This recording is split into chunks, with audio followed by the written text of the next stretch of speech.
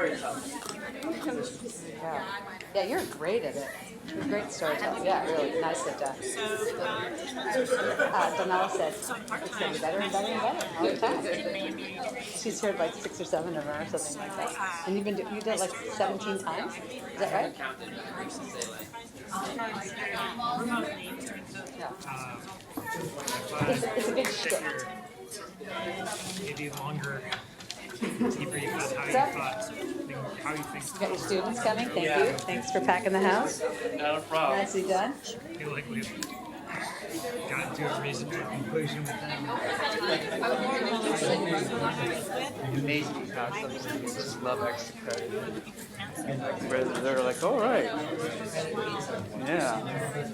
I didn't know there was pizza. I would have told them there was pizza. You still want to water cheese out of the fridge. Let me. I don't see it. Yeah. Is this going to be recorded? Yes. Okay. Yeah. Yeah. Right. I was going to jump in. Come in. It might be that camera. I don't know. She's the one who's doing it, so Oh my God. I can't. So do you know which camera it's going to be? I wanted that just so bad. No, I I've kind of like peeked at them a couple times. And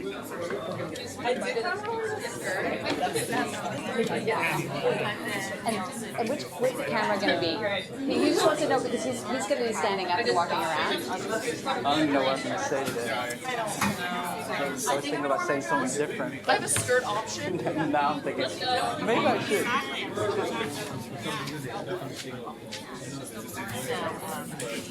I want. Got the wrong. What is Maggie wearing? What is Maggie wearing? Professor, we always go. I got my wrong notes. I got the ARM notes here. I'm like,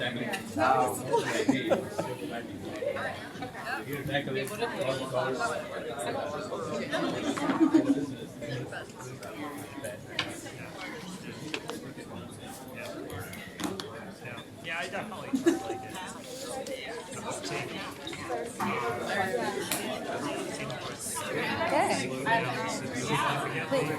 Please go hi. Go ahead and. Did you want pizza too? I am. Hi, Leslie. How are you? Yeah. Yes. Like, that's a nice one. I think this may be the first. I mean, I see your name all the time, obviously. Yeah. Here. So don't go past. Oh, no, not at all. We had fun driving up and stuff. Okay. Scott, you want to just come here and check it out? Good content. This is what the camera is looking at. So from there, No, they were up. all the way. I wanted to go just No, I think Pizza, where was it? Yeah. she's wearing a blazer over it. Exactly. Once you turn it back on, it's time to get I going, I have an think. extra blazer if anyone wants it. I didn't want it brown. You can't hear me? Then it's not working. That's why I'm here. Hello? Oh, yeah. Nice one. You bring it. Can I get everybody to take a seat?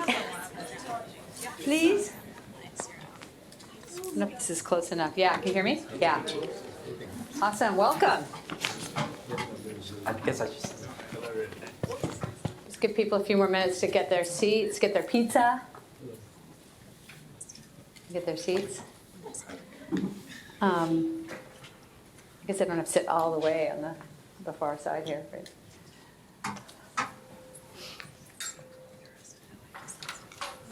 All right, I'm just going to get going here. So as we do here at Santa Clara, often when we have these kinds of gatherings, I'd like to do a land acknowledgement first, please.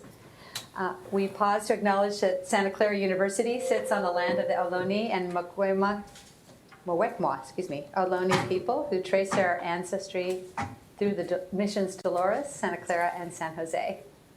We remember their connection to this region and give thanks for the opportunity to live, work, learn, and pray in their traditional homeland. Let us take a moment of silence to pay respect to their elders and to all Ohlone people, past and present.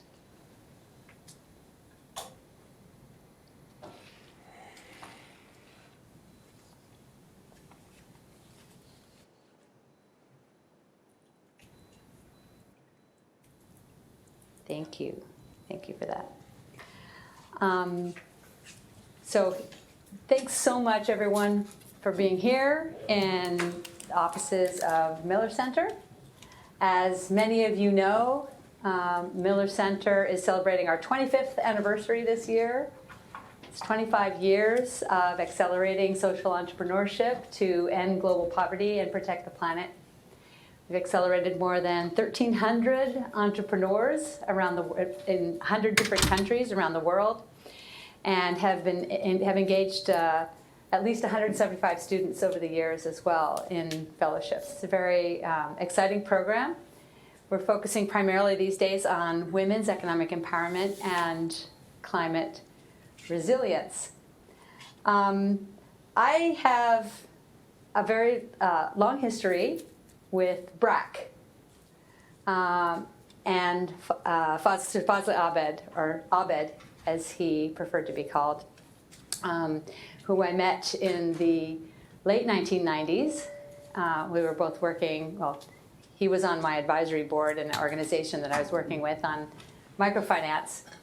And, you know, Abed is such a humble guy, and for those of you who've looked at the book or will hopefully read the book and hear about the book right now, just a super unassuming presence. And he showed up at my house. I was living in Paris at the time, and we had just brought my baby daughter home from Guatemala. I adopted my daughter Paloma from Guatemala, and she was about I think about 9 months at the time. And we're having this cocktail party at my home, and Abed comes in with a bunch of other luminaries in the microfinance and development space, but a lot of them were there to see him. And he took one look at Paloma, and he said, "Give her to me." And he sat on my couch with my daughter, hanging out with her. I kept trying to go back and say, "Oh, you know, I can take her." And by the way, this is a kid who wasn't super happy to be around, you know, strangers normally, but she was happy as a clam, sitting with Abed for the entire evening. I was mortified because everyone else was there to see him. It was just like, oh well. Anyway, that's just a little vignette or story to kind of show the level of humility. One of the leading lights in global development, and all he wanted to do was hang out with my baby daughter. Now, Nicholas Kristof of the New York Times had called him one of the unsung heroes of modern times. Fazle Hasan Abed was a mild-mannered accountant who may be the most influential man most people have never heard of. An economist wrote that Abed's work gave rise to some of the biggest gains in the basic condition of people's lives ever seen anywhere. He founded BRAC, which was originally called the Bangladesh Rehabilitation Assistance Committee in 1972 in the wake of cyclone and war, to support refugees. And he was a former executive with Shell Oil, had no experience at all in this kind of work. And today, BRAC is literally the largest non-governmental organization in the world, with more than 100,000 employees and improving lives of 100 million people in 11 countries. It's really, really phenomenal. I love one of the quotes that you have in the book where he says, "Small may be beautiful, but big is necessary." We need solutions as big as the problem of global poverty, which is huge. His work has had a profound impact on the lives of so many, including, you know, myself and so many people that I know personally. And his methods that we're going to hear about here as well really kind of changed the discussion about development and how it should be done across the world. So he's well known and revered in certain circles, in development circles, but he's mostly unknown because he avoided the limelight. And his story has never been told until now. So, Scott MacMillan is the one that's going to help us tell this story of Abed. Scott is the Director of Learning and Innovation for BRAC USA, where, oh, by the way, I'm on the board of BRAC USA. That's one of the connectivity, the connections here. We also have Danella and Cora and Maura from BRAC USA, who are also here with us to kind of celebrate this opportunity. So Scott is a former journalist. He manages all of BRAC USA's portfolio of learning and research kind of related work. And he served as a speechwriter for Abed, which I think is really exciting. So he's got very close to him for many years. When did you start? About 7 years. About 7 years. For 7 years before Abed sadly died towards the end of 2019. So what I'd like to do is first show a video. Then we're going to invite Scott to just tell a few stories from the book. Then we're going to invite two faculty members, Leslie Gray and Long Lee, to come up and kind of give us some commentary and have a little conversation about the book, and also get your input and questions that you might have. All right? Okay, so let's see let's hear it from, I like what you said last night. We were at a thing in Berkeley on this. Let's hear it from Abed himself. Oh, jeez, okay. That could have been bad. He's been called one of the unsung heroes of modern times. Fazle Hasan Abed was more than just a mild-mannered accountant. As a young man in the early 1970s, he had a corporate multinational job in finance. He could have stayed on that career path and led a very comfortable life. Instead, in 1972, confronted with war and natural disaster in his homeland, he quit his job and founded BRAC, originally the Bangladesh Rehabilitation Assistance Committee. People died because they were poor. And I thought that the kind of life I was leading at the time, working for Shell Oil, I thought that this life is not really something that I'd like to pursue. I'd like to pursue something else. In the decades to come, BRAC would become massive, reaching 100 million people in Asia and Africa. It is known as one of the world's most effective anti-poverty efforts. Abed avoided the limelight. He preferred to let his work speak for itself. Microfinance, community healthcare, education, humanitarian aid, and more. What links these diverse programs together is Abed's lifelong conviction that hope itself can help people overcome poverty. He saw that poverty was not just a lack of money or skills. People remained trapped in poverty, in part because they thought things could never change. They thought it was their fate to be poor. So Abed started by changing this mindset. He gathered people in small groups to talk about their problems so that together they could confront the injustices that held them back. They began to understand that a better world was possible and that they themselves had the power to build it. This is the power of hope. Millions of people planning for the future, saving and investing, girls filling up classrooms, women starting their own businesses. BRAC is known for its entrepreneurial approach to tackling poverty. It is known for being efficient and effective, but it is far more than that. The legacy of Sir Fazle Hasan Abed is the triumph of hope over fate. When life is for a short period on Earth, and I would like that short period that each of us have to be as happy and as productive and as meaningful as possible. Nice. I was almost right.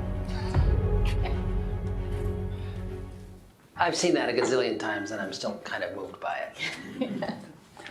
Thank you, Brigit. Thank you all for coming. In 2011, I was a freelance journalist, and I was traveling around Africa at the time, making my way around Africa, doing some travel writing, a long overland route through Africa. And I kind of got the development bug, by which I mean a little curiosity about what works and what doesn't work in international development. I heard about the work of BRAC. I remember the day I heard the syllable, BRAC, for the first time.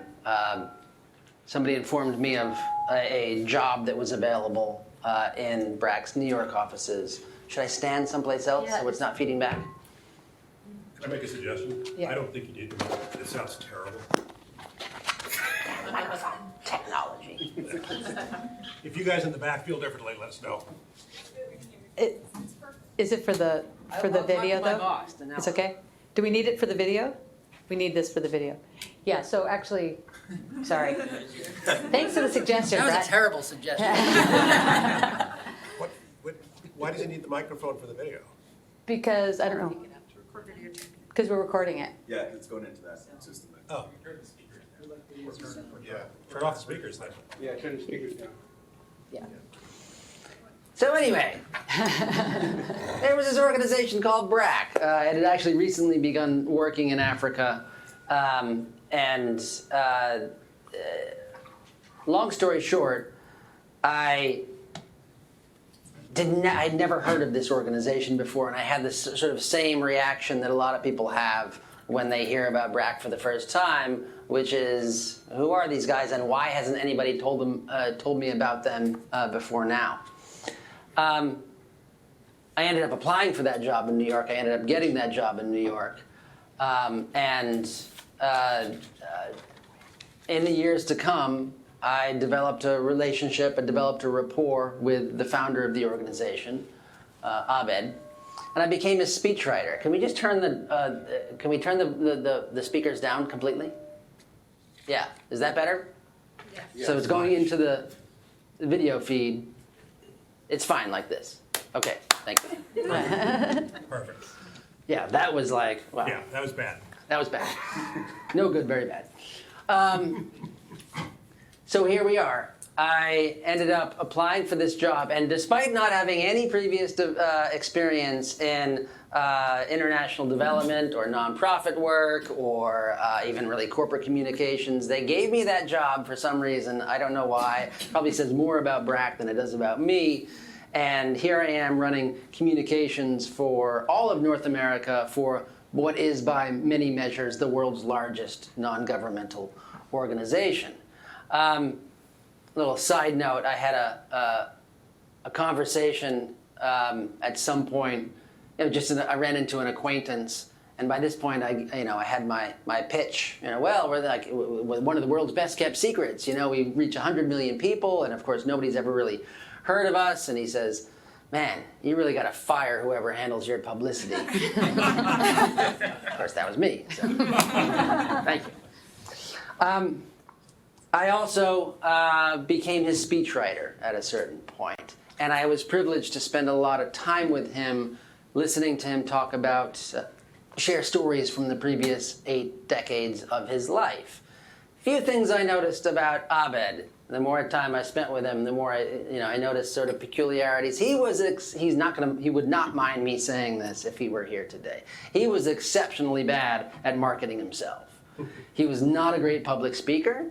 He was good one-on-one. He was the kind of guy, if you ask questions, he gave you a thoughtful answer and you really leaned in to hear what he had to say because it seemed important. Another thing, he did not believe really strongly in the value of self-promotion. He was not a self-promoter, which is weird because he's running a nonprofit. I think it's a given, or it's an assumed, that if you're running your own nonprofit, you got to be a self-promoter. If you don't promote yourself, who else will, right? And yet he believed in the value of keeping your head down, focusing on the work, let the work speak for itself. In another thing that I noticed, in the way that he shared the story of BRAC and its scale and its scope and its breadth, it was not really amenable to much of an elevator pitch. So if you imagine, it is massive in microfinance. BRAC is actually one of the world's largest microfinance providers, but it's not a microfinance institution per se. It does so much more than that. It has tens of thousands of community health workers delivering essential health-related goods and services to the doorsteps of millions of people. It also runs its own schools for children from vulnerable backgrounds, and is by most measures, it's the world's largest non-religious, non-governmental education provider, with about 60,000 primary and pre-primary schools. Don't forget the social enterprises. I think this is going to be important for this audience. BRAC's activities actually fund a majority of its own work. It generates its own income from microfinance loans and other social enterprises. It has a dairy, it has a seed company, it has a textile manufacturer. Don't forget there's also a university. He founded his own university, and there's a bank also. By this point, like, the elevator has reached the top floor and it's gone up and down 3 times, right? So, and yet, I noticed in the way that he told the stories, as I listened to him, I could piece together there was an underlying unity to everything that Abed was doing all the way back to the 1970s. And it was this idea that hope itself could help people overcome the poverty trap. Not just hope that the future could be better, but that there are things that we can do in our own lives, large and small, to bring about a better future. That knowledge, that understanding, and that conviction can help people break the poverty trap. So I'm going to tell a couple of stories to try to bring that to life, and then we can have a little chit-chat discussion about the implications of all of that, right? So I mentioned that he did not like telling stories about himself. He was not a self-promoter. In fact, he was an accountant by training, and I called him out on this once, and I said, "You don't like stories, you like numbers." And he kind of corrected me and said, "The numbers tell the stories," right? So in the spirit of not really wanting to tell stories about himself, even though this is a biography, it's a biography of a man, a remarkable man. It's also a biography of an idea, this idea of hope over fate. But in the spirit of that, I don't actually begin the book with an anecdote about Abed. I begin the book with an anecdote about a woman named Shohida Begum. So, Shohida Begum, I met her first in about 2016.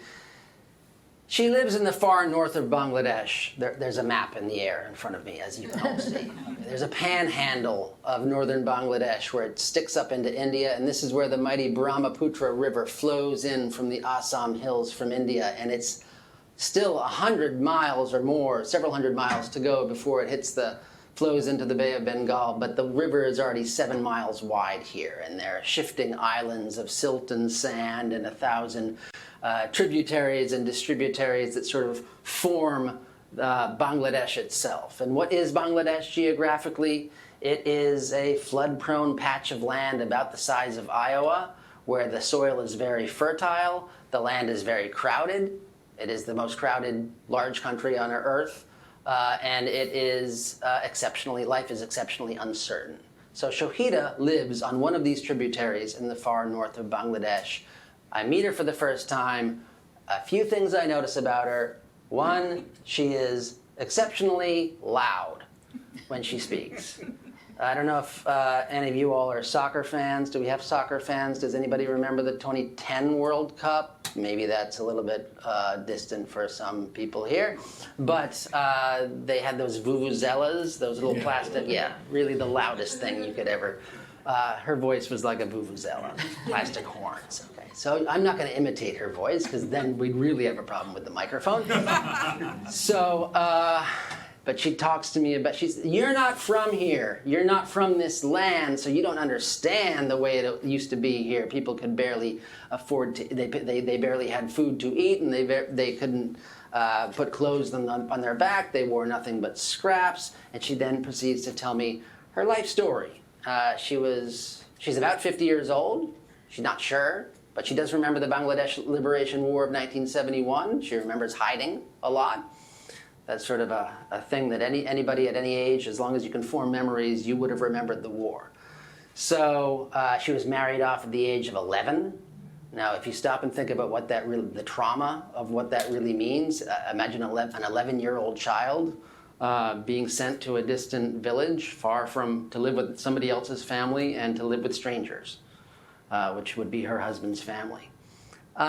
unlike many people in that situation, I mean, child marriage is still endemic in Bangladesh, but unlike many people in that situation, she actually had a really good relationship with her husband, and she used the word love to describe it. She said, we were very poor, but there was a lot of love. She's talking to me now in sort of sitting outside her mud brick dwelling, which is about the size of a pickup truck. There's no windows, there's just some holes to let the light in. And she told me about one day in July 2001. It was an exceptionally hot day during the monsoon season. Her husband, their sole source of living was he took dried leaves and reeds and palm fronds and he wove them together into these conical hats that he sold in the market. And that was their only source of income. One day he came home from the market and he was out of breath and he collapsed. And long story short, he died.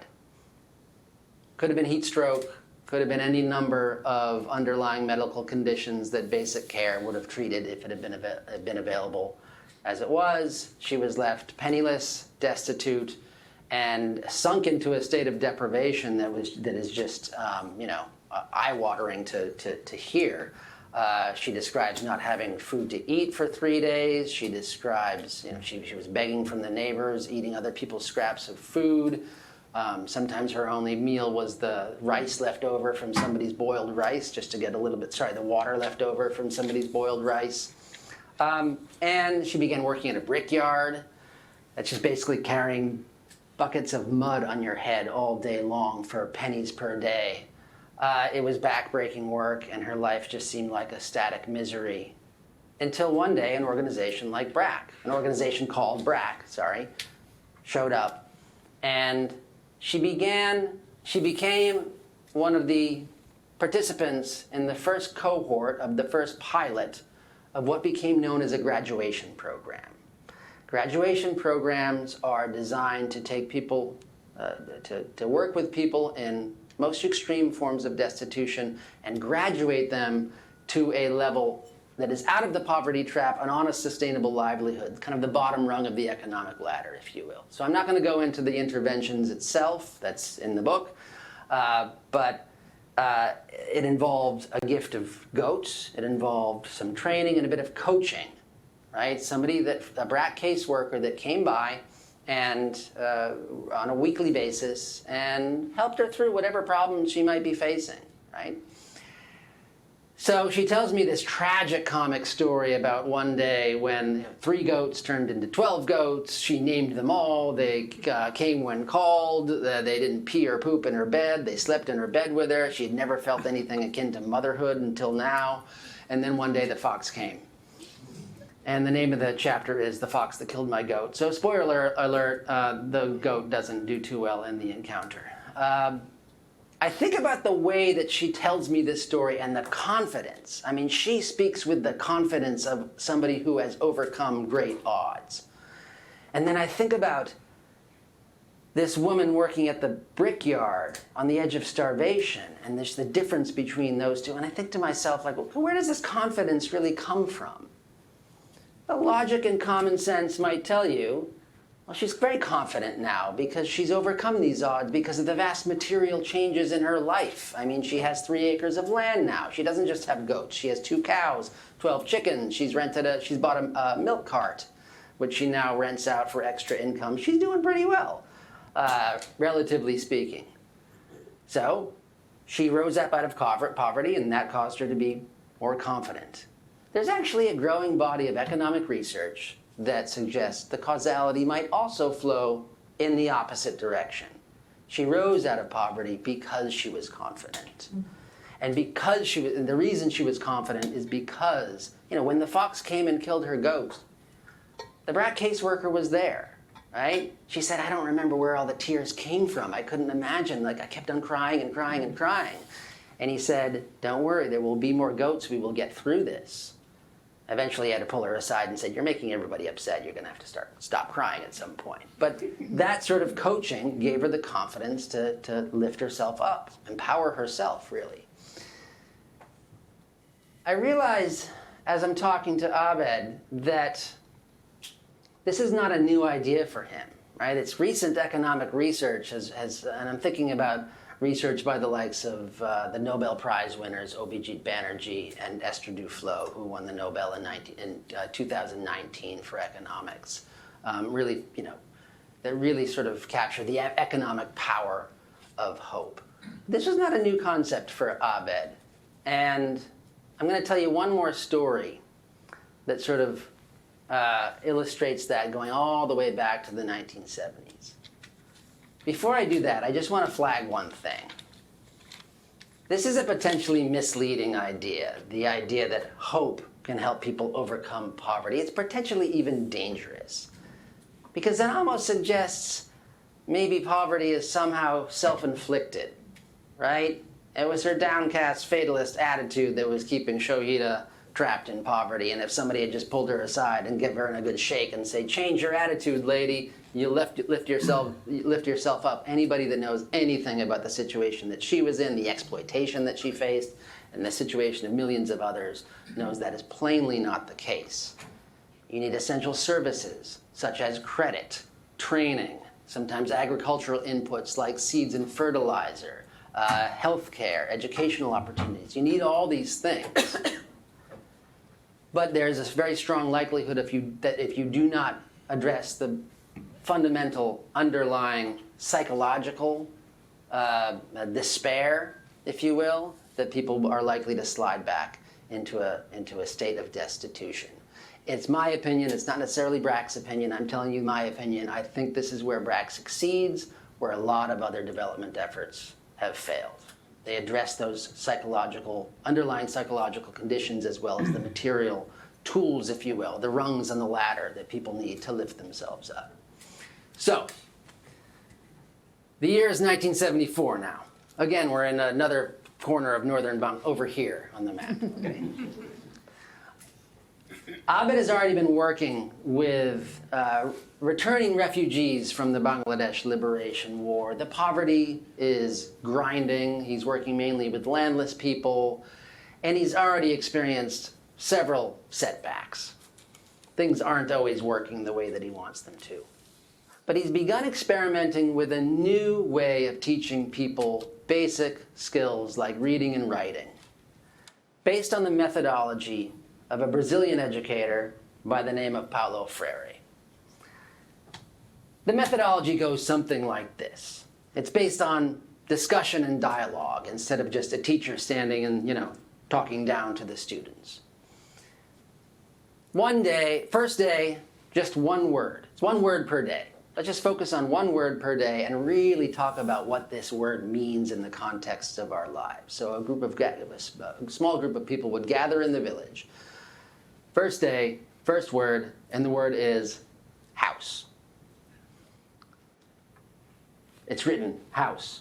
Very simple drawing because people can't read and write of a house. Let's talk about what the house means. People say, well, it's not a house, it's a home, in the words of Bob Dylan. They're not quoting Bob Dylan at the time, but you get the idea. It's not a house, it's also a home, it's a homestead. It means not just the dwelling, but the patch of area around the dwelling where I might be able to grow a few things, and chickens can maybe eat there if I have chickens. It also means my family. It also means my livestock. Are all homes the same? No. Some people's homes are bigger than others. Mine has a hole in the roof, in the thatch. It rains right through. Why don't you fix it? Well, I can't afford to. Why can't you afford to? Because I'm poor. Why are you poor? Because my wages are so low. Who sets your wages? And people start to scratch at the surface, at least, of the nature of poverty itself, and the discussions become quite lively. Second day, second word, tiger. What does the tiger represent? Somebody shout out. What does the tiger represent? Threat, danger. Power. Somebody, I think I said power.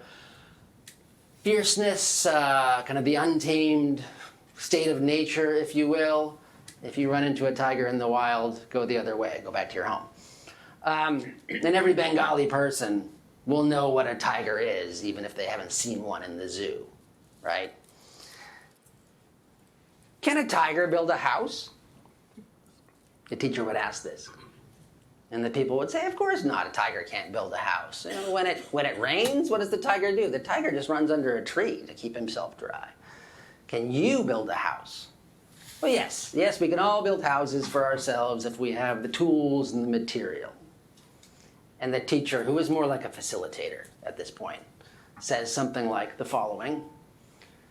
So the tiger can adapt himself to nature. That's all he can really do. The human being is different from the tiger because he or she can adapt nature to suit his or her own needs.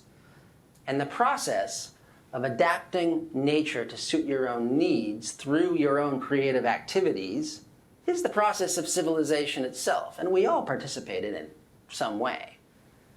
So can anybody here just say a few things about some creative things that they've done today or yesterday? And somebody might say, well, actually, I repaired that hole in my roof, in the thatch. Somebody might have planted some seeds, or harvested some rice, or worked on a flood wall to direct the flow of rainwater, to irrigate the fields properly. And slowly the point starts to become clear, right? Society was theirs to own and to shape. It was not something given to them.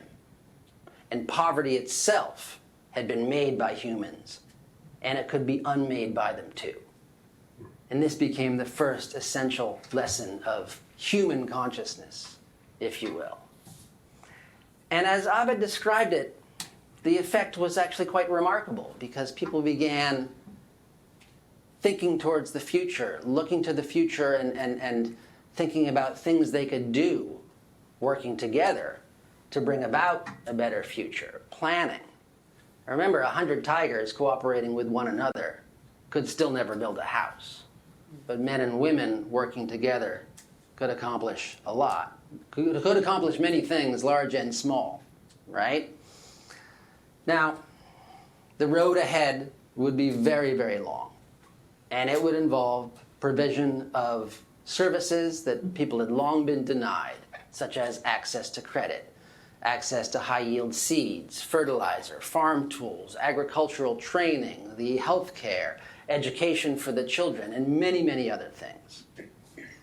But none of that would mean a thing if people did not first believe in the possibility of change. And I told you earlier how Abed really didn't like telling stories. But when he told me that story, I remember thinking to myself, somebody ought to write a book about that. So, thank you. Happy to take questions or engage our panel in some more dialogue and discussion. Yeah, great. Thank you, Scott. Awesome. Well, I'd like to ask our panelists to come and join. I'd like to introduce them to all. I have to say that I have read the book, and it is really terrific. I really enjoyed it so much and learned so much about a guy who I knew, but obviously not anywhere near as well. What we're going to do is first I'll introduce Leslie Gray and Long Lee, and then ask them to address the question, how does the message of hope over fate resonate with your own work or your personal experience? And then we'll go from there with some other questions. But first, Long Lee is a director of international business minor at Levy School of Business. His primary teaching area is in global business with interest in design thinking, global citizenship, social entrepreneurship, and spiritual leadership. He's also a practitioner of microfinance, which he and the students founded Zero Interest Microfinance Bank, providing zero interest lending and business education to small and medium-sized enterprises around the world. He's been recognized and awarded for leadership, service, and commitment to international education and service learning. Prior to Santa Clara, Long Lee was a clinical professor and director of international initiatives for global studies at the C.T. Bauer School of Business at the University of Houston. And also, I will add that Long is a great collaborator with Miller Center as well.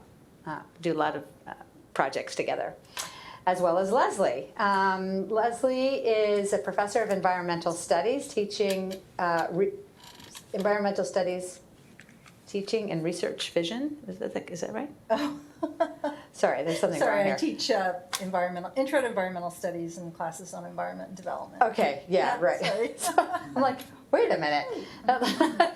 She's a geographer conducting research in sub-Saharan Africa and California.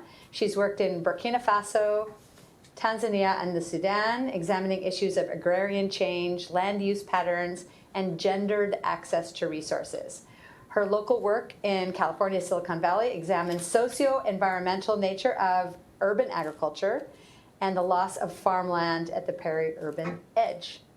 She received her PhD in geography from the University of Illinois, her master's in international agriculture development from UC Davis, and undergraduate degree from Georgetown University, also a Jesuit university.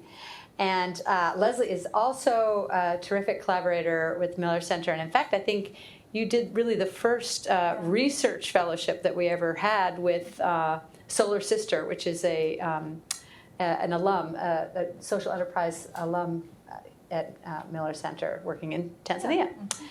So, I'd like to ask you if you can kind of just give your perspective. Maybe you can start, Leslie, and you know. And of course, I'm a professor, so I have all notes. Yeah. So I was asked to connect this book to my own experiences. I have to say, I spent the weekend on a chair reading the book. I couldn't put it down. I was really, really absorbed by the messages. And I think Scott, you can tell that Scott is a great storyteller. You know, you can tell that right off the bat. And I think Abed's story is amazing. But I think that the book does more than just tell Abed's story. It tells the story of Bangladesh and the sort of the Bangladesh independence from India, then united with Pakistan, then the war, how Bangladesh politics works, how the Rohingya massively migrated. So it tells all these other stories as well that I just found really, really fascinating.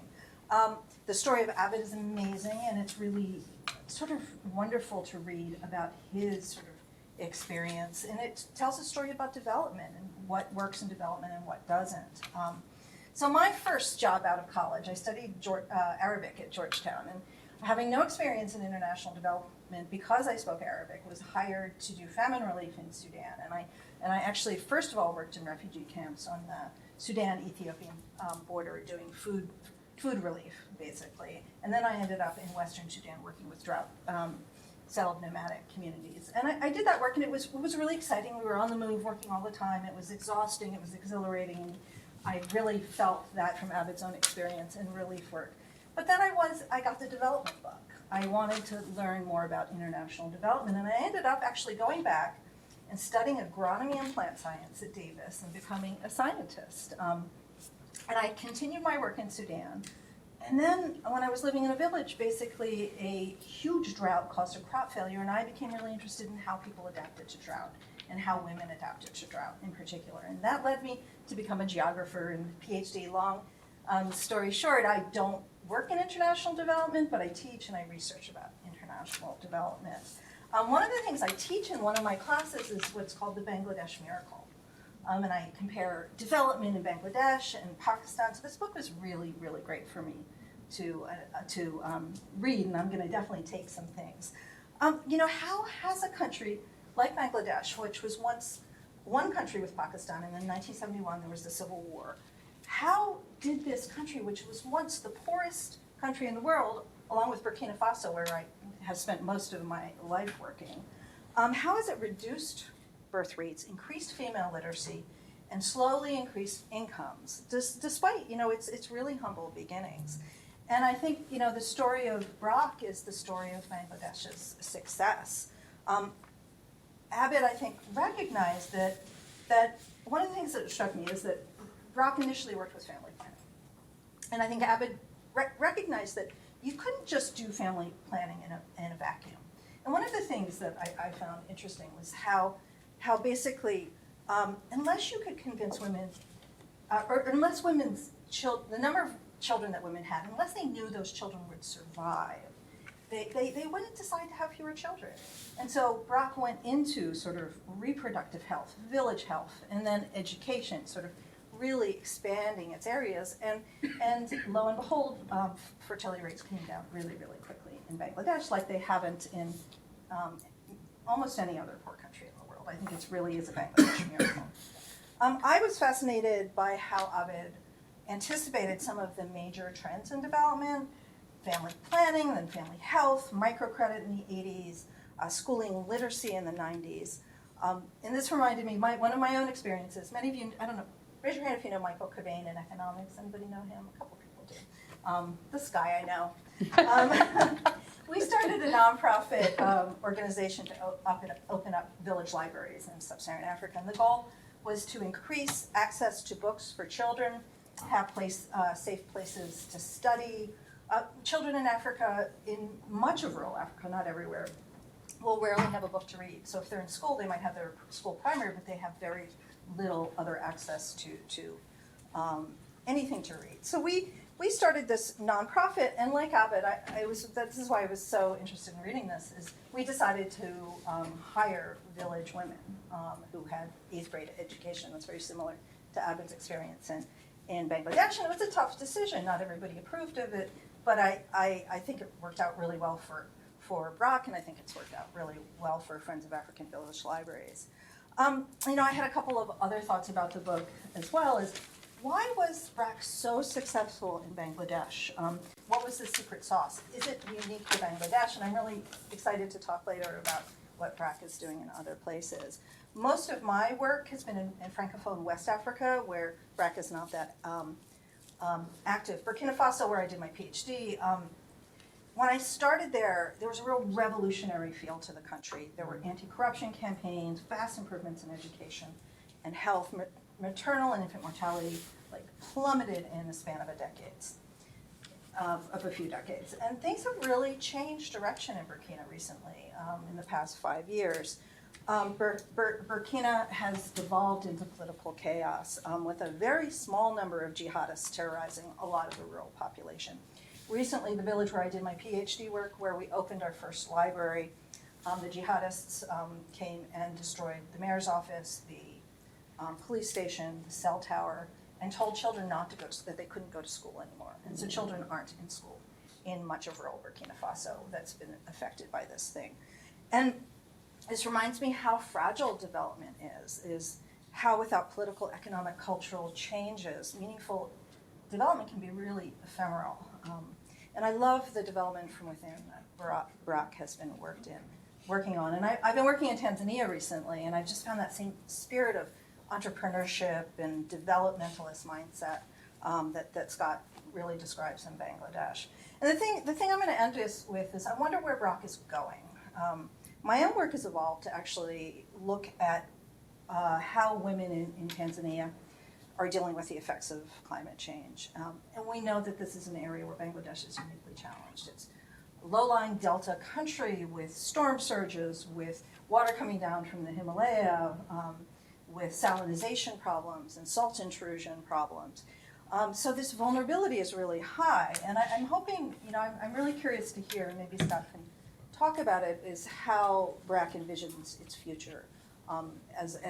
Its future in terms of community resilience and how BRAC might foster solutions to climate change. So. Thank you. How about you, Lon? Yeah.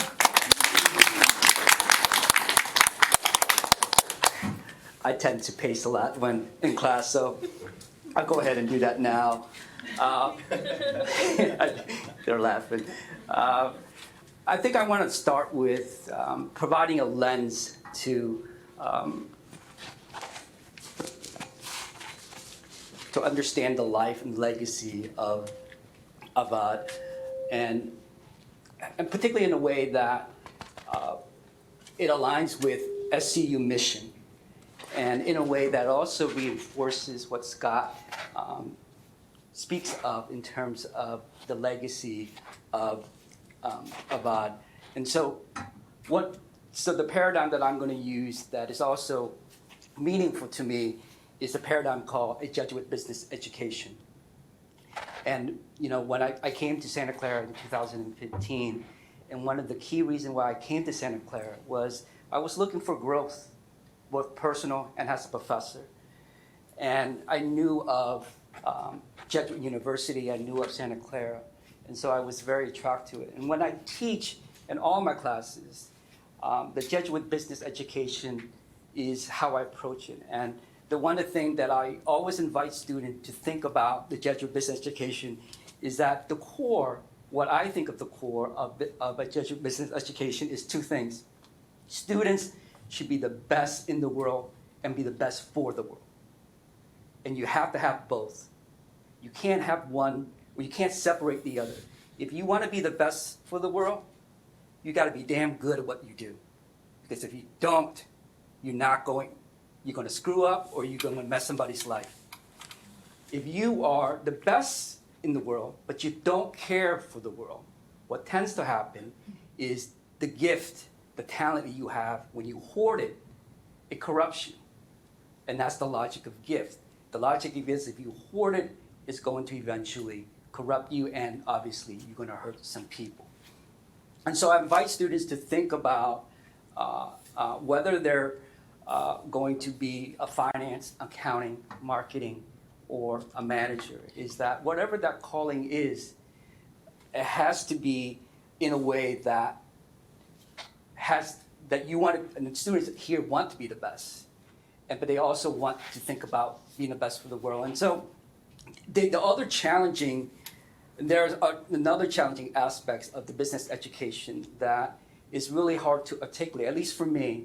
And that articulation is that it's not enough for students to accompany, to walk with people in poverty. Students must also practice poverty, some doses of practice of poverty, so that their life can also be transformed, and their life can also be linked to the people they're trying to help. And this seems a little bit abstract. So I'm going to give you, and there's for me, we are who we teach, and who I teach sort of reflects on my experience. And so when I hear the word hope, it also connects with suffering. Maybe perhaps you don't know hope until you suffer. And for me, this book relates really well for me in the sense that I also come from Southeast Asia at a time when independence, civil war within Vietnam, and I was born after the war when between the North and South, the communists and non-communists. And of course, what's true about developing country and the poor and extreme poor is that every time you have a civil war, 90% of people who die are those in poverty or extreme poverty. And I remember when my mother, for example, my dad and my mom was on the side of the Vietnam War and with the United States, and my mom had 12 kids. She had 4 brothers who were pilots for the U.S. Air Force. 2 of them died in the war. And the other 2, after the war, one of them had to serve 8 years in prison. The other had to serve 10 years in prison, a re-educational camp, what they call it. And my own father, who was not in the military, but he was a civil servant, so he served for 2 years. When he got out, his hope was, there's nothing here for me. Men of his generation who was through education, they wanted to leave the place. And he did his best to escape by himself without us, and he kept getting caught, and he kept serving prison time, and I didn't really see my dad until I was 7. Now, my mother was my hero, and she did everything to make sure that the kids, the 4 kids, her family, her mom, and my dad when you're in an educational camp, they're not going to provide you food. So she had to work with these women who also had husbands there. They had to coordinate and so forth. And so life suffering was just part of life in that time. But my mother has this pace. I was the youngest, and so everywhere she went, I went. And so, 6 or 7, I was with her, and she's always holding my hand, going through the markets, travel from rural to the city. And man, she has this pace. She has this pace like, I got time, I don't have enough time, I gotta go. And so, kind of keep it kind of short, is that when I came when I came to the United States at 9, I also stayed in re-education for 2 years. And in terms of poverty, I hate being poor. I was 9 years old. I didn't like how I look. I didn't like my hair that my brother, 2 years older than me, keep cutting my hair for 3 years. I didn't like my clothes from the Salvation Army. It was too big. It was in disco theme back in the late 70s. I didn't like my shoes. And so I had this intense aspiration to run away from poverty as fast as I could. And I was going to wait for college. I'm not going to wait for college and get a degree and make money. I was going to make fast money. And it wasn't a good way of making money. But what was interesting about this is that forward when I was 25, and let me back up a little bit. Poverty for me when I was growing up, the opposite of poverty for me was wealth. I want to be rich. I want to be like everybody else. And so when fast forward when I was 26, there was this inner self that was calling me. And it was basically saying, hey, Long, you were blessed to experience actual poverty. And that got me to think, well, what does that even mean? And so the more that I thought about it, is the idea that the opposite of poverty is really about freedom of realizing your potential, but in a way that you are also serving others, that you're not hurting others. And I went through a period of my life, particularly when as a young adult, I did some really bad things. And so that experience sort of, once you make that decision that you were not, that you embrace the actual doses of poverty that I had, it changes the way I teach. It changes the way I do the research. And this is the reason that when I teach my class, I invite students to do microfinance with me. And that we accompany each other, we accompany the people that we're trying to help, and we do it in a way in the context of a university classroom, which is very hard to do. But no matter where we're at, we should always practice some aspects of poverty.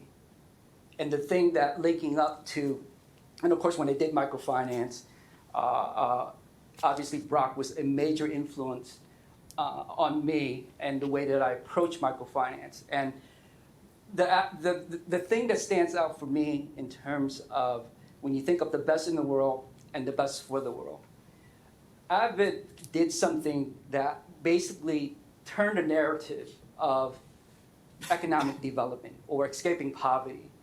And that is, at that time, in the early 70s, was this idea of, back to Pablo Freire, that there's this banking model where you have the global north see the global south has something that's empty. So the global north is basically giving you the skill, telling you what to do, give you money, and you do it. And Abed turned that around, and he basically say, through his influence of Pablo Freire, and he read the book, he made the staff read the book, as you mentioned, and the idea of Pablo Freire is he's a Catholic educator.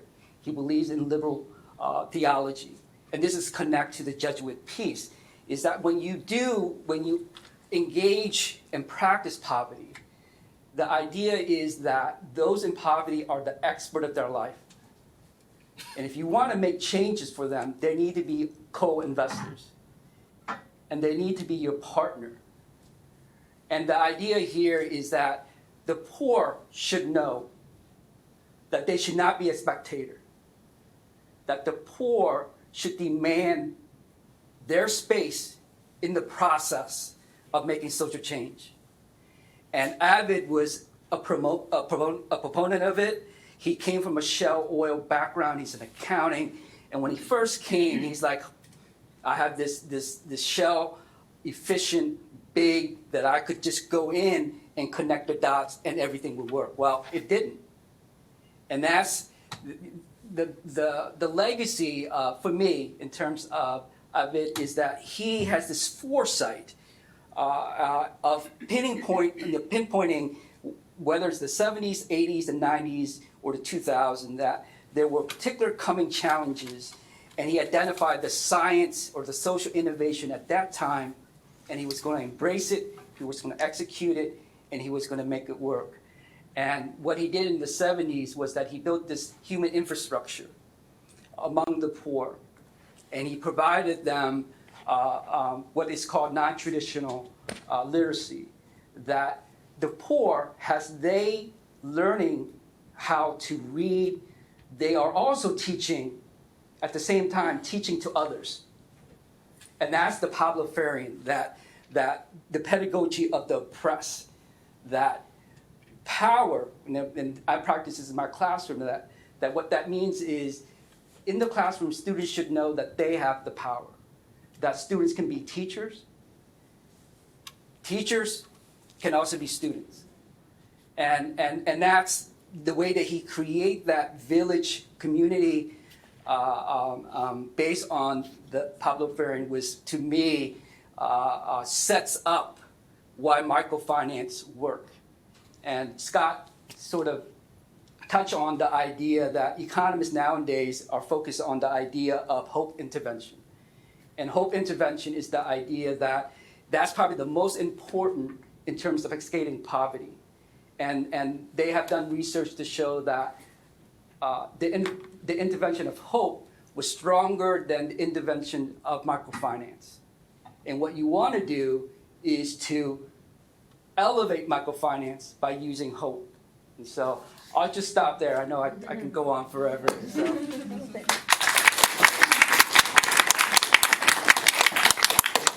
Well, one of the reasons why I was really interested to have a book launch here at Miller Center is because I consider Abed to be kind of the OG social entrepreneur, right?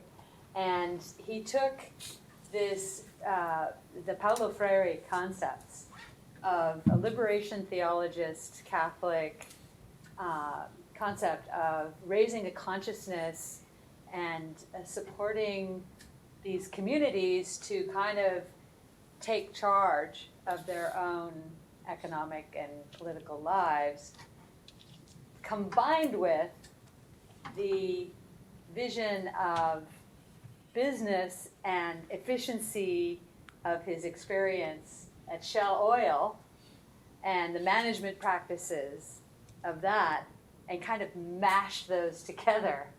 And in a lot of ways, that's exactly what we're doing here at Miller Center and what social entrepreneurs are doing all over the world. But it's really a stark, contrast, right? You have this accountant in Bangladesh who's, a businessman combining with these Freirean.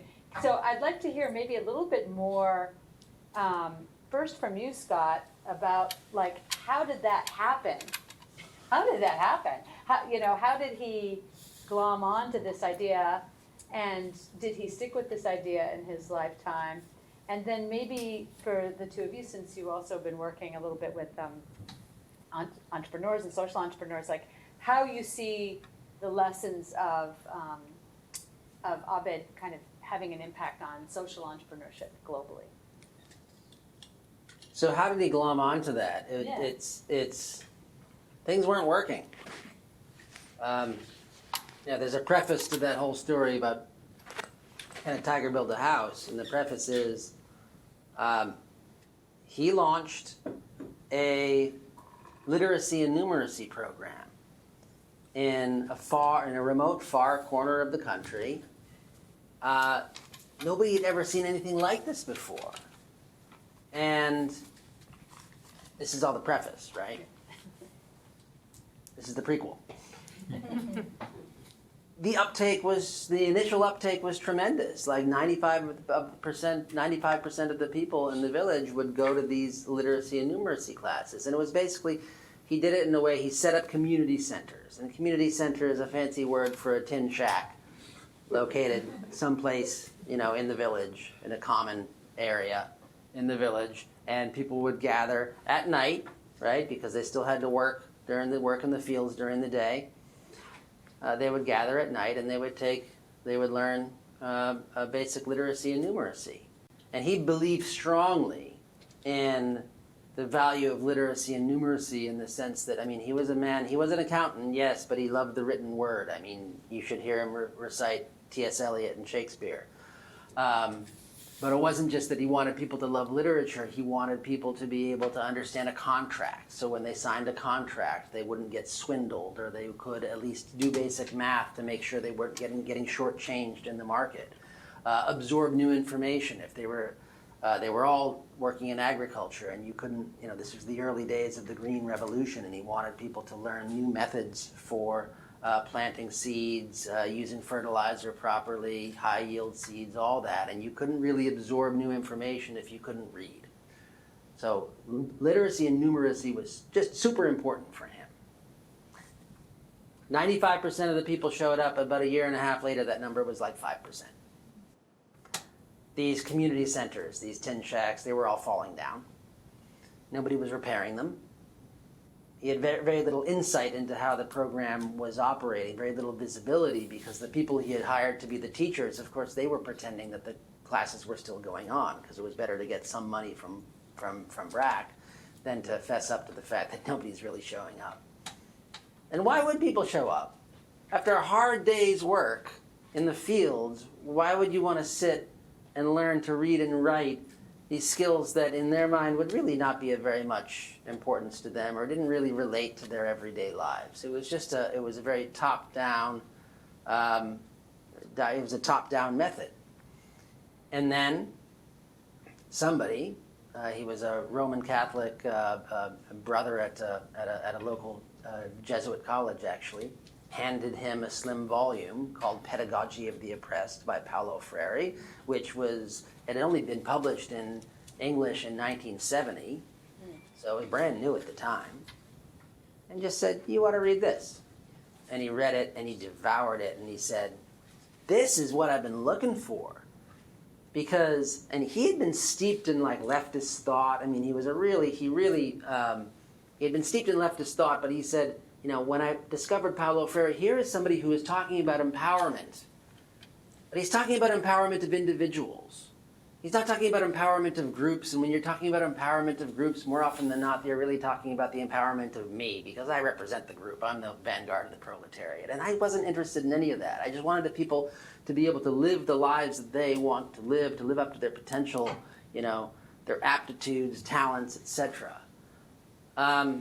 And so he was really moved by this, and he hired somebody that came in, a specialist from the United States, actually, that was a specialist in what was then called functional education, and it was the Freirean approach. It was this, just discussion and dialogue. Talk about, identify the key words and concepts that are of relevance in their daily lives.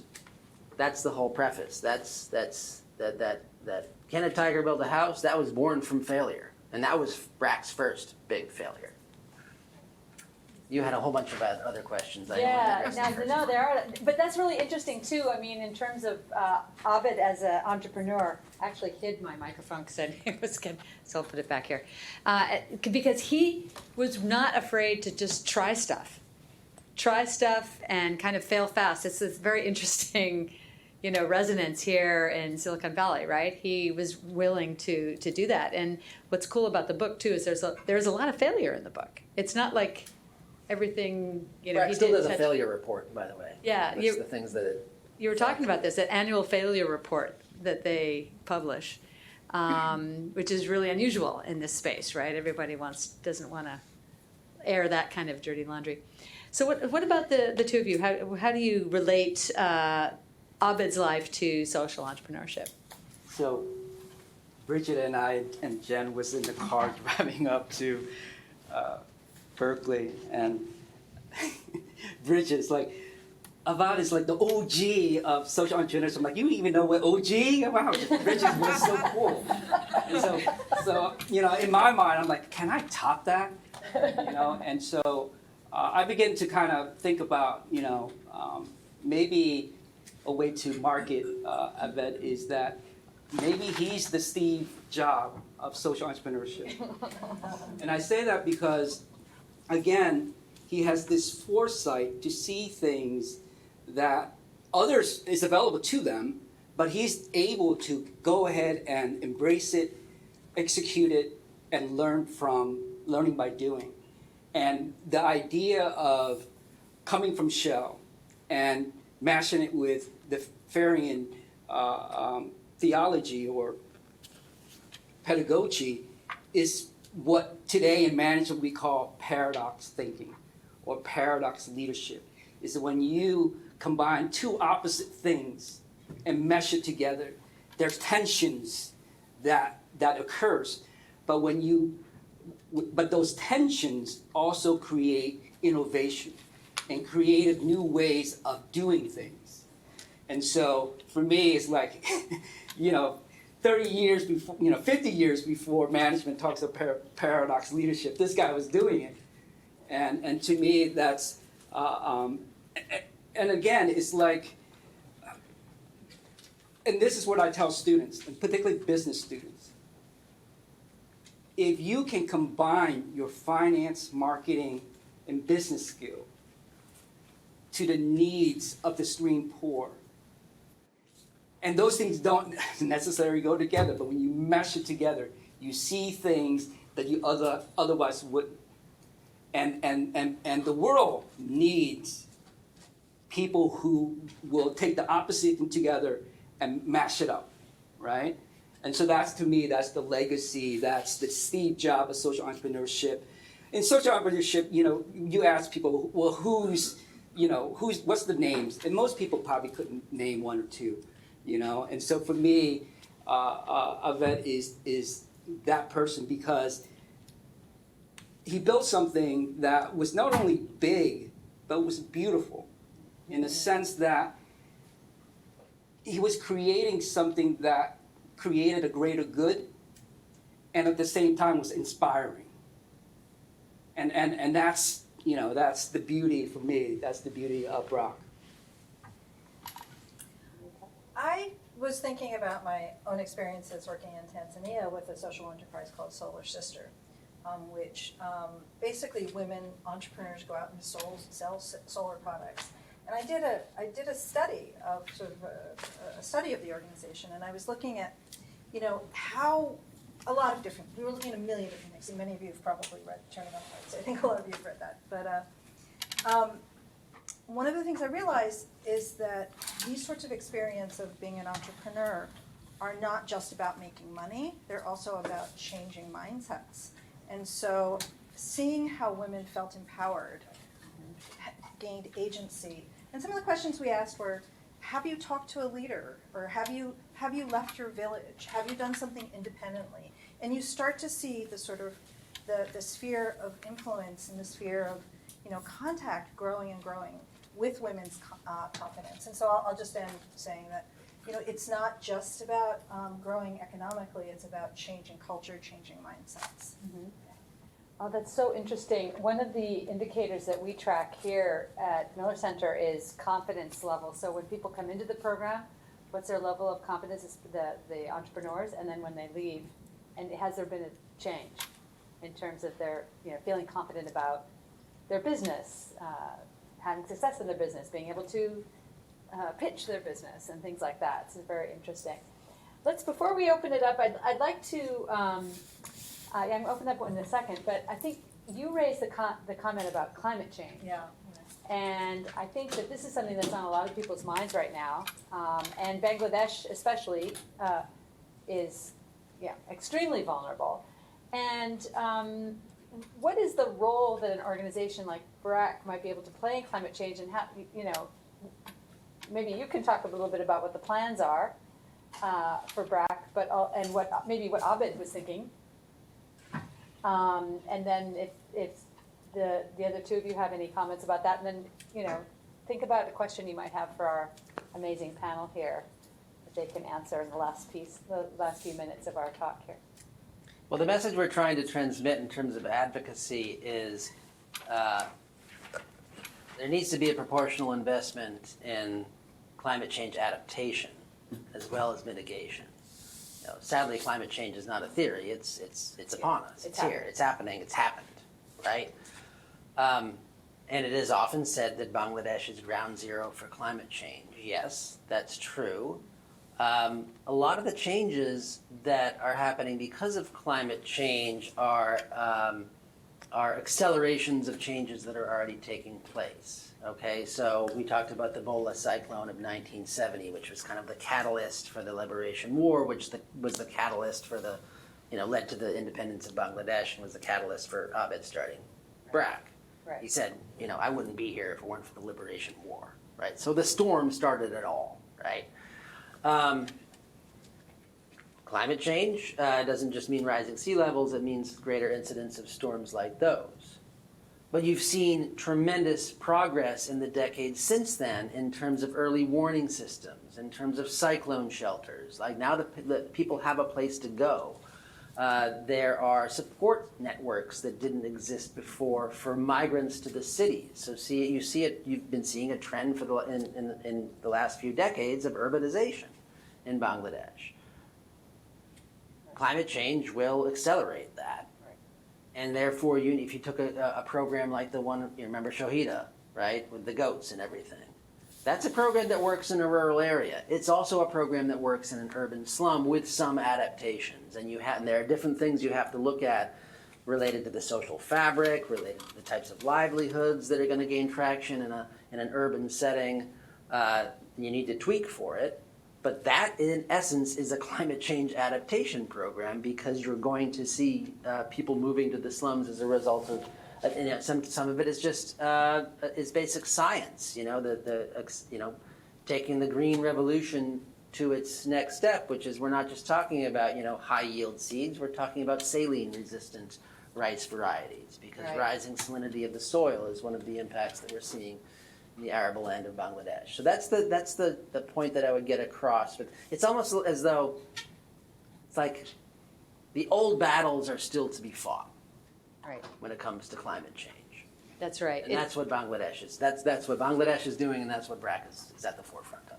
Well, it's interesting that you say that because the way that we frame climate resilience, which is essentially about adaptation for Miller Center, is thinking about that intersection of the climate crisis with human beings and recognizing that poor, low-income, excluded, and marginalized people are disproportionately affected and yet had very little to do with creating it to begin with, honestly.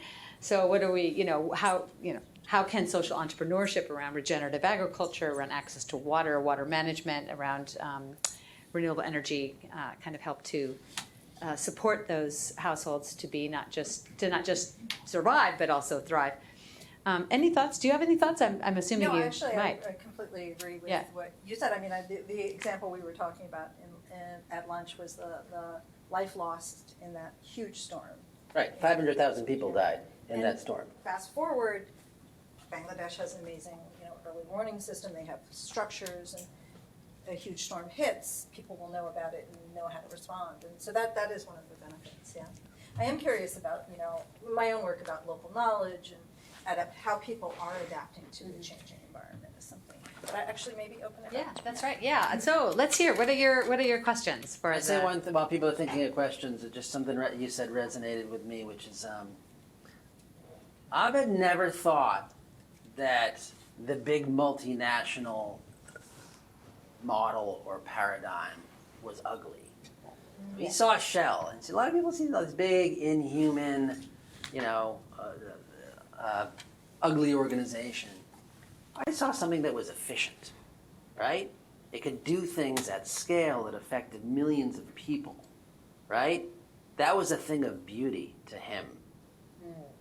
And so you talk about the mashup, like the mashup of the paradox. Well, in some ways, there's the poet and the accountant, right?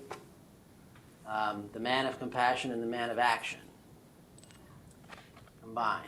I don't know. I just thought that was nice. Thank you. That's the small. Small may be beautiful, but big is necessary. He actually didn't think big wasn't beautiful, right? He actually thought big and efficient was a thing of beauty. And that's like the path towards that was remarkably simple. It wasn't that profound. It was like pilot on a small scale, perfect it, trim the fat, routinize the tasks that are essential, identify the tasks that are inessential, make it a process, routinize it, scale it up to reach as many people as possible. Yeah. Awesome. Thank you for that. It really comes out in the book too, that kind of dialectic. Right. So, people, what are your questions? Okay, let's go back here first, and then. Yeah, I was just wondering, so I'm a fellow, and I'm kind of new to social entrepreneurship, and one thing that I realized immediately were the drawbacks of like big scale interventions, but that I've determined was really cynical, but I was just wondering what you thought about the drawbacks of that are now, or in Abed's case. The drawbacks of large scale. Large scale. That's to me, I guess. Monitoring. I mean, I can speak from my own experience. I work very closely with somebody in Uganda that is overseeing a small-scale program that helps adolescent girls. It's an adolescent girls empowerment program, and we're taking that model and we're trying to embed it in schools. So there's like a after-school program, and this is like, for a lot of the girls that are in this program, this is the first time anybody's teaching them about basic sex ed, for instance. And you also have confidence building and goal setting and basic hygiene, menstruation. Nobody ever told them what a period was. So this is all really, really important stuff, and it's not part of the academic curriculum. The impact of this program on a small scale has been phenomenal. I mean, the uptake, we thought there would be like 20, 30 girls in each club, and they had to spread it over several days because like 50 or 60 girls wanted to show up and cram into a room, and you couldn't really operate. The room was too crowded, right? We also saw the girls taking up these livelihood activities. Like I keep on getting these pictures on my phone because she sends me, the program coordinator WhatsApps me pictures of the rabbits that they're rearing. And the one I got yesterday was like, the rabbits have given birth. And like, they're like, they do that. Yeah, they do that, exactly. The rabbits have multiplied, okay? Rabbits was not part of the program. Yeah. Like, we weren't teaching them to raise rabbits. They did that on their own initiative. Those kinds of things happen when you have a small-scale program and you have a very, very motivated program coordinator who's visiting the schools and motivating the girls herself sometimes, saying, okay, what are you going to do next? How are you applying this to your real life? When you scale that up, the one who's running this program, a young Ugandan woman that I'm working with, she's a rock star, right? That's great, but can you replicate her? Right? How many rock stars can you really have running a program that's going to reach thousands, tens of thousands, or 1 million people? Right? Not everybody can. Her name is Rosemary, so not everybody can be a Rosemary. So what processes and systems can you put in place to monitor the success, make sure that the community centers that the tin shacks aren't falling down, right? Abed was really good at that. Really, really good at that. And we go into some details in the book, and I could tell stories, but I could be going on for a while. Making sure they have the systems in place to make sure you don't have the kind of mission drift or not able to stay on top of what's happening because you get too big or something like that. I think that this is where BRAC was particularly good, and where other organizations that I've seen haven't been as good at doing it, which is why it's such a cool case study, right? To kind of learn from that. Margaret, you had your hand up, and then Kaylee. Mine's, you sort of answered it. It was, one of you mentioned that he started really with lowering the birth rate in Bangladesh. That was sort of one of the first things. And I was curious to know how he did that, but you sort of said it was through education and stuff. But did he notice like a cultural change too? Like, because if women are having less children, that's good, but there might have been in culture, a mindset like for the women are supposed to have children and have more and more children. I mean, was there like a cultural shift in their thinking? Well, I wouldn't say that he started with lowering the birth rate, actually. He started with child survival, which in some respects is counterintuitive, right? Mm-hmm. But as you said, there is, the actual causal mechanism there is kind of unknown, and it's beyond my pay grade to say. what exactly it is, but as child survival rates go up, the birth rate tends to go down. And the birth rate tends to go down because of the adoption of family planning. But you can go out there and try to get people to adopt family planning methods. In BRAC intervention areas, like contraceptive usage rate capped at about like 20%. They couldn't really push it higher than that. Nationwide, it was in the single digits. And contraceptives were free. The government was making them available for free everywhere, and there was no cultural prohibition against contraception, at least not on the level of government policy, right?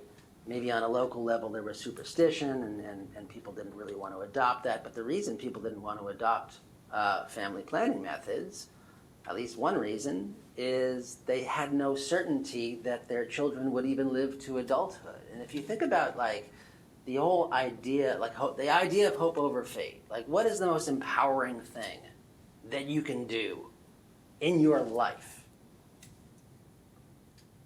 Learn how to save your child's life, right? That's not just science. That's like the pinnacle of human empowerment, if you think about it.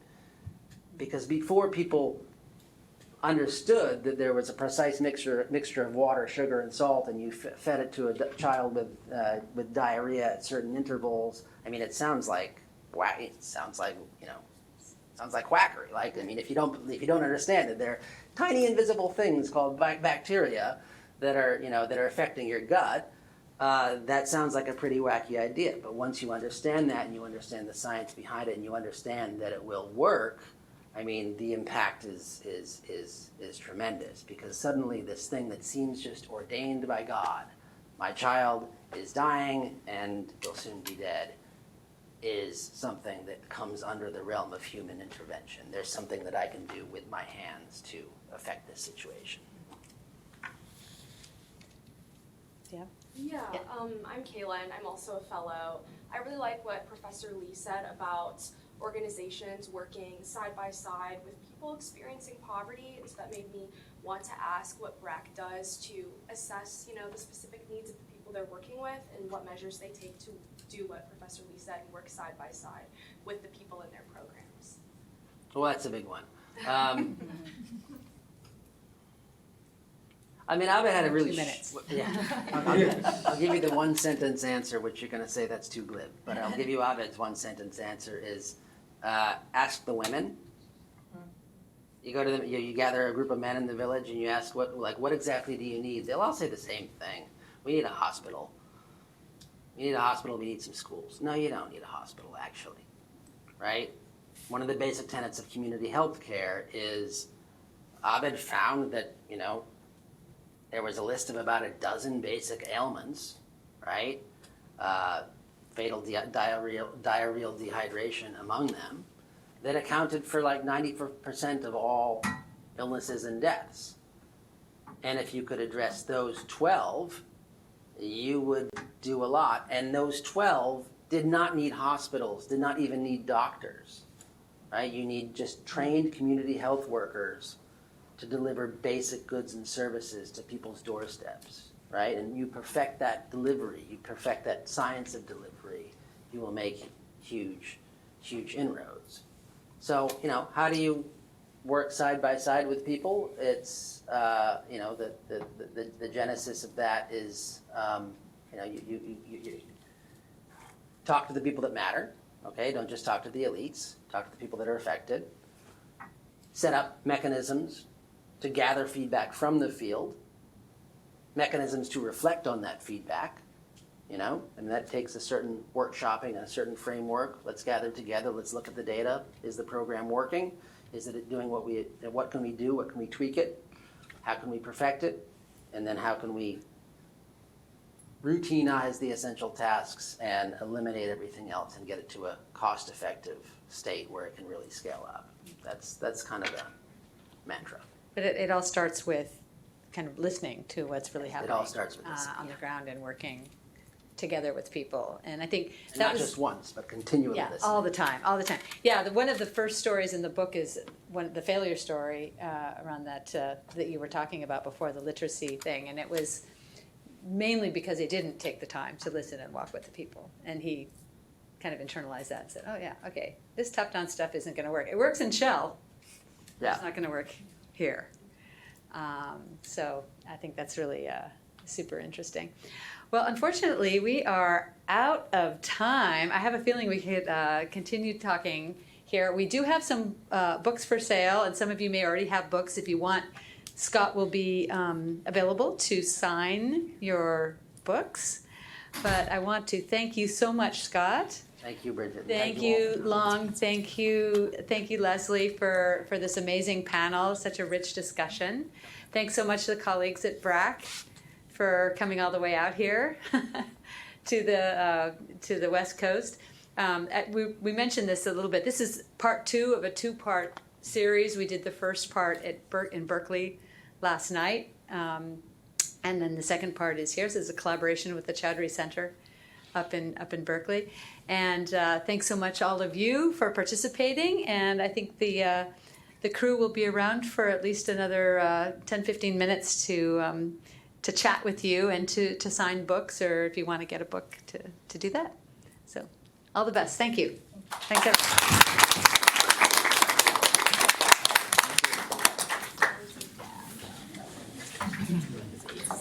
Sorry I couldn't get your question. I'm sorry I didn't have run out of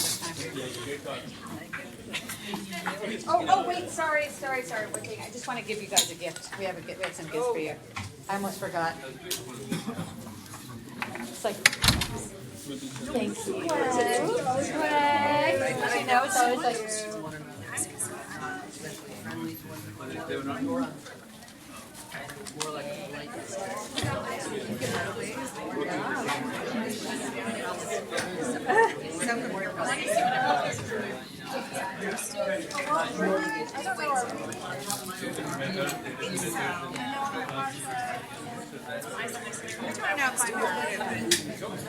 I'm not sure either, but definitely we need to talk about our next step for the SDs. Yes, my friend is all at work company. I was saving him in a little Excel sheet, reciting things to myself. It's like this is crazy. Never. I really enjoyed this. I know. You really went up like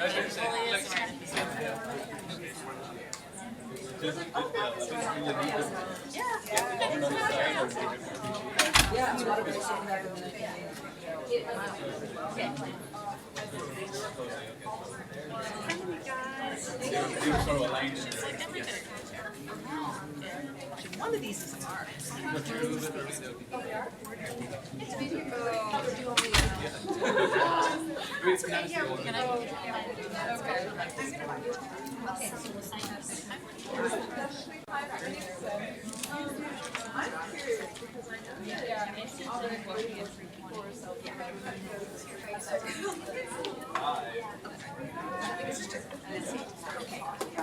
Yes or no on that? Yes.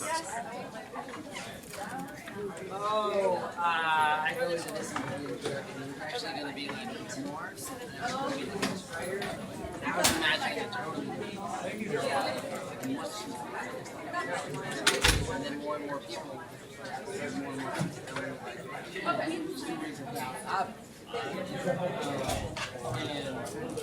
And then moreover, he didn't like them anymore. That I had read. He was just like, it doesn't sound good. So why don't you read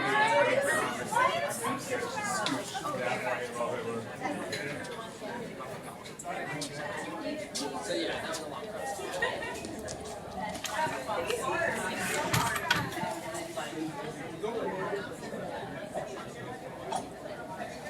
Fun begins. Let's give it 5 minutes. Look at it again.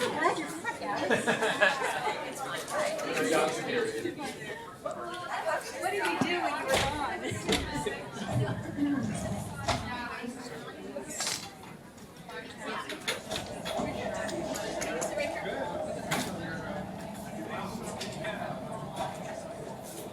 All right.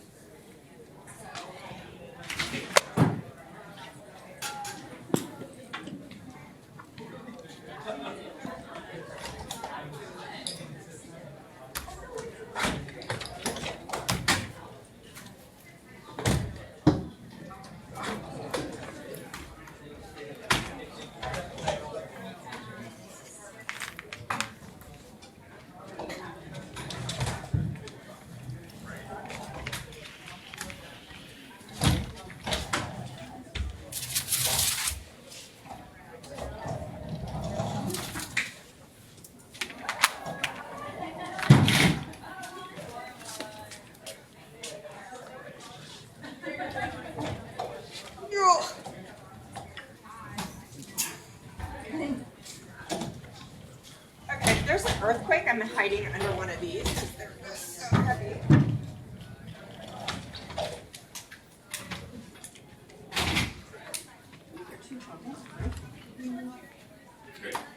I think this one goes that way, right? Go this way.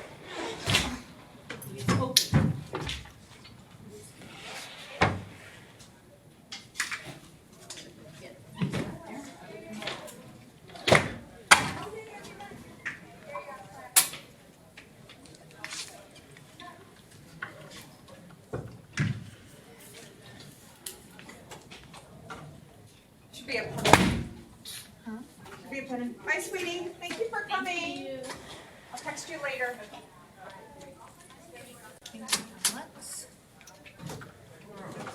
We don't actually need to close. No.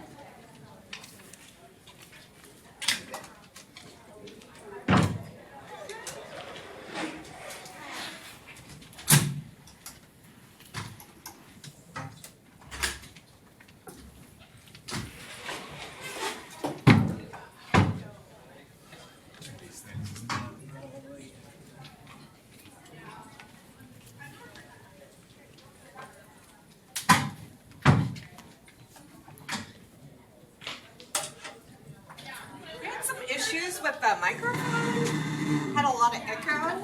Is it? Like, you could have just called the front line. We could have come to like assist. Oh, yeah. I think. Front line on media. Okay.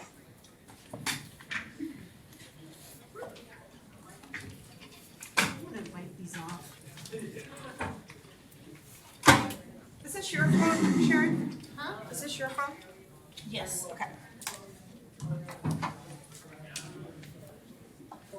One down. It's well attended.